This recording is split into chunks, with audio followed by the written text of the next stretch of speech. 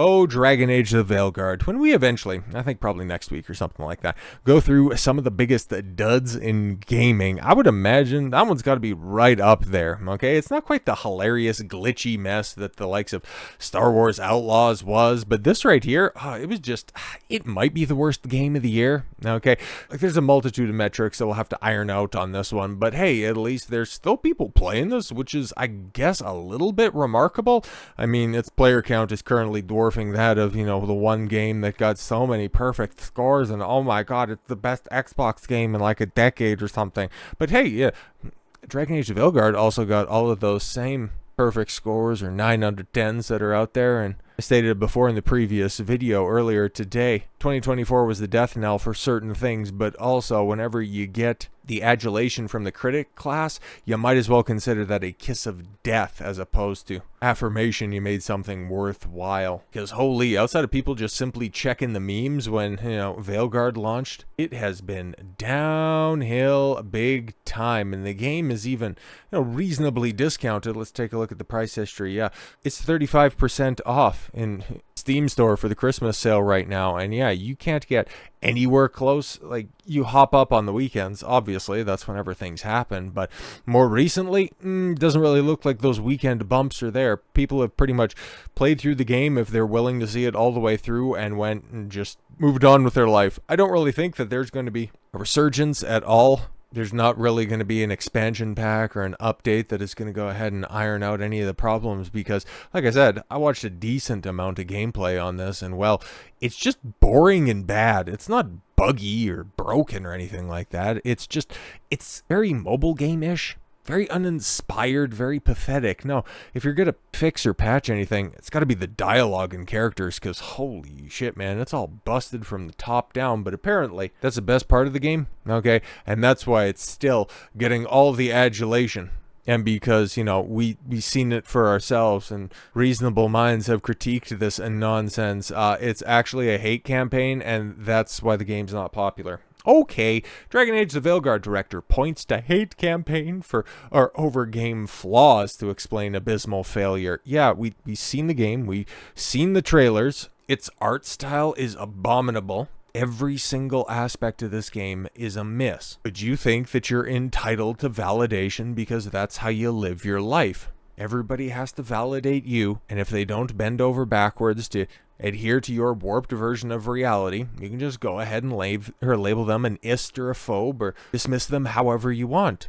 It's pathetic. And you're finding out real quick, you are not entitled to people's money. You can try to shame them, you can try to belittle them, but when it's all said and done, you have to live with the fact that your game very likely didn't sell 1 million copies. Your game very likely will lead to the end of the studio. You might get Mass Effect 5 out there, but if not, this is going to be the final Dragon Age game and very likely the final BioWare game. But Corrine Busche, yes, director of Dragon Age the Veilguard, has recently attributed the game's disappointing performance to a purported hate campaign and review bombing orchestrated by discontented factions within the gaming community. Oh my god. However, a closer examination reveals that the failure of the Veilguard stems not from external harassment, but from fundamental missteps in the game's design and the departure of what made Dragon Age beloved by fans. Yes, it's a dark fantasy RPG. What do we have here? Modern day identity politics and nonsense with dialogue that was written in crayon. That scene right there is one of many wonderful misgendering trans or pronoun segments that you can play across the dozens of uninspired hours that you can drag yourself through if you're truly feeling a special type of masochistic. In a series of statements made to former Kotaku writer Hayes Madsen, sure, Busche claims that Dragon Age of Veilguard has been the target of a hate campaign, positioning it at the center of the cultural war on social media platforms. The director attributed negative comments and review bombing to a highly polarized times we live in. Yes, and who made that polarization? Which side of this equation? Because there are some people that are out there that just wanted to play games, bro.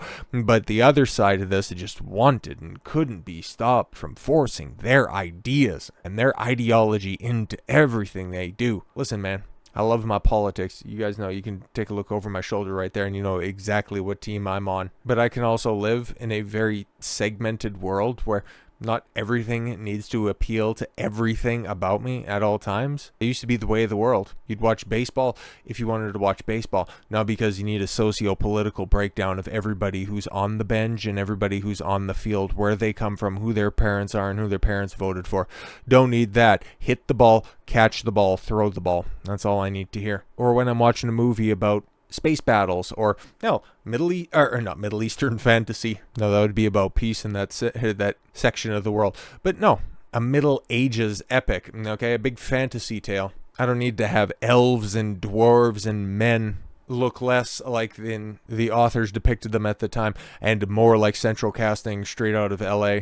I don't need that. You don't need that. Nobody needs that. That's why all of their projects fail so spectacularly. Where's one that has actually worked in the long term? There is no example. But anyways, back to what Corrine had to say about this. It's hard. I grew up in a time and it really felt like we're there to celebrate the games and to have these shared experiences, and that drive is still there. Yeah, I don't imagine that this freak is anywhere too far outside of my age, early to mid 30s, right? Somewhere in that area. Growing up with like the Super Nintendo, Sega Genesis, N64, PlayStation, all that stuff. Yeah. You know what the developers used to do? They used to just put out games that they thought were fun. It wasn't about celebrating games at the medium, trying to get this nonsensical acceptance that video games are art. No, man, somebody just wanted to see. Some Japanese guy just wanted to see his dream of plumbers running from left to right, jumping up and down to save a princess. They wanted to see that turned into reality. There's nothing more than that, bro. That's it. But yeah, this is all taken from an article on Inverse that, oh my god, well, the title of that was just so ridiculous.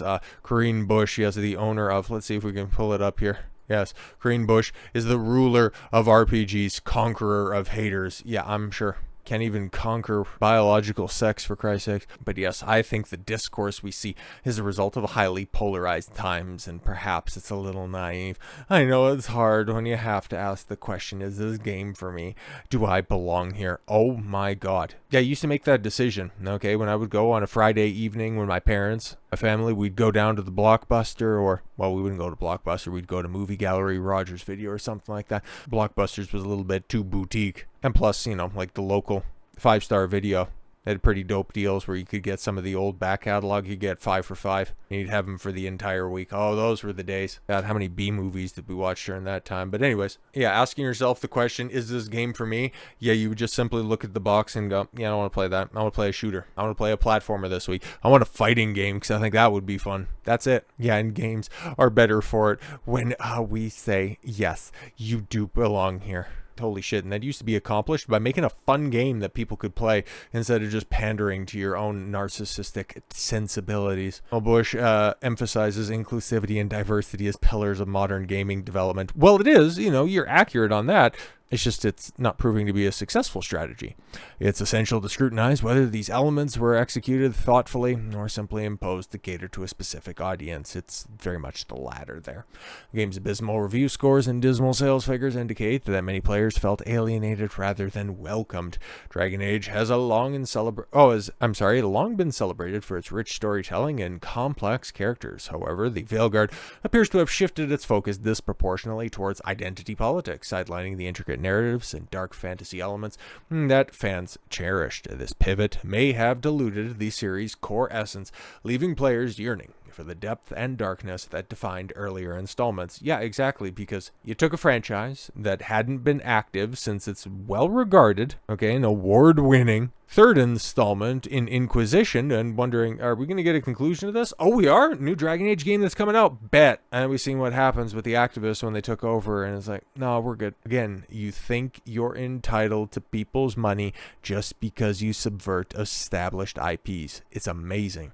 Bush's emphasis on diversity and authentic experiences raises questions. Was the focus at the expense of gameplay mechanics and storytelling quality? Well, yes, as somebody who, like I said before, multiple times, I've seen it, can confirm. The game's inability to balance these aspects likely contributed to its poor reception, rather than an orchestrated hate campaign. Yeah, exactly, because, you ignored the franchise's legacy. What was it, 5 choices you could carry over? What happened? And most of them had to do with Inquisition and nothing with Origins or 2. Like, okay. But by attributing the game's shortcomings to a hate campaign, Busche may be deflecting responsibility to the actual flaws within Veilguard, which ultimately rests on the shoulders of the individual in charge. Exactly. Because your game failed, because it wasn't popular. And instead of going, yeah, we were attempting to go in a new and interesting direction, but apparently that didn't work. So yeah, hopefully we get another chance at this so we can right those wrongs and do something that, yeah, the fans will actually appreciate. But no. It's everybody else's fault. It's everybody else who is to blame for this, not me.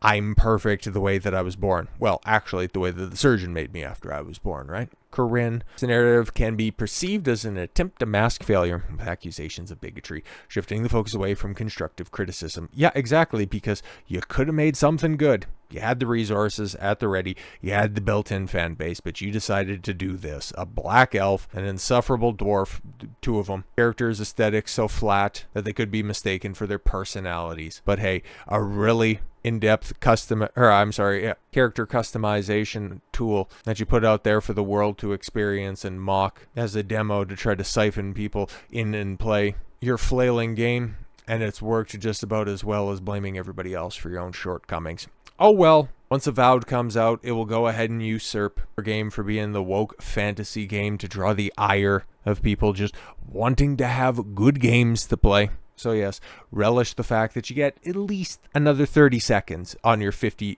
minutes of fame. It's just about running out. It's kind of like BioWare in general. So with all that said, thank you all very much for the gift of your time. I've been Don Consuelo. I want you to follow your gut and get after it. Take care, everyone.